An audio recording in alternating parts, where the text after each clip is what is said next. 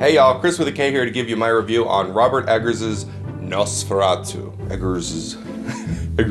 This is the third iteration of the Nosferatu film. The Nosferatu franchise is almost kind of like the Star is Born franchise, where we get one once every generation or so. But when they do make it, they have to make sure that they have their shit together. This isn't a franchise you can just fuck around with. You have to be serious about it. And does Robert Eggers succeed? Yeah, he does.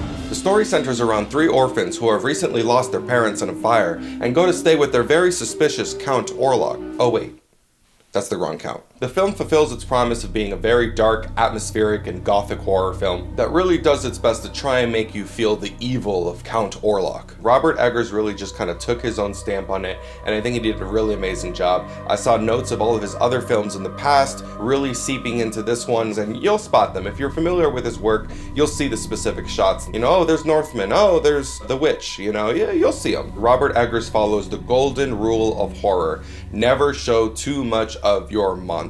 Count Orlok is always in shadow or in the background, never fully exposed. So when they tell you to beware his shadow, you beware that shadow. Billy Skarsgård, of course, does an excellent job as the film's titular monster. And even though I saw somewhere that he said he doesn't want to play any kind of dark monsters like this anymore because it's just too heavy for him, he's horror royalty. He's played Pennywise, and now he's played the current modern day iteration of Nosferatu. He has so much potential to be one of the biggest names in horror ever. I don't want to hear it, Billy Skarsgård. Get in the prosthetics. It seems like nobody wants to work these days. Lily Rose Depp does kind of really get into it, and it's enjoyable. Yeah, you'll really enjoy it. With some really wonderful body acting. Honestly, she should be considered for one of the future 5 Exorcist movies that are going to be coming out. Mike Flanagan, pay attention. You see this woman, you see what she can do. I mean, goodness. Aaron Taylor Johnson, God bless him. He is so cute. I'm always going to give him a pass. And then Nikki Holt. Oh, Nikki Holt.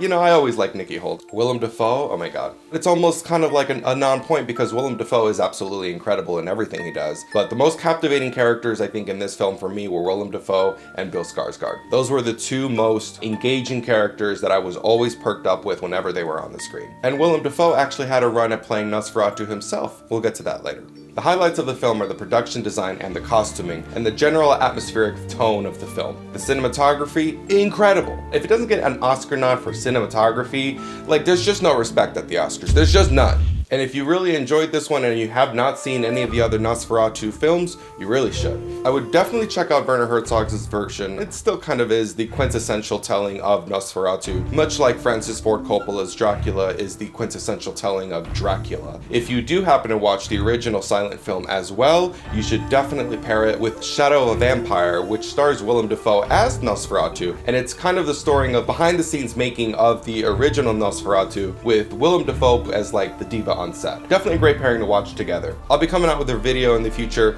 that covers the entire vampire genre in film and the many directions that different filmmakers have taken the vampire genres and the tropes of such. Some good, some bad, some medium, but I'm excited to talk to you about them because I've seen a lot of vampire films in the past year and I'm excited to break it down and really go through it. And I'll also have a whole bunch of different curated double features for you. Very excited to talk to you about it. But until then, thank you so much for watching and I will see you next time.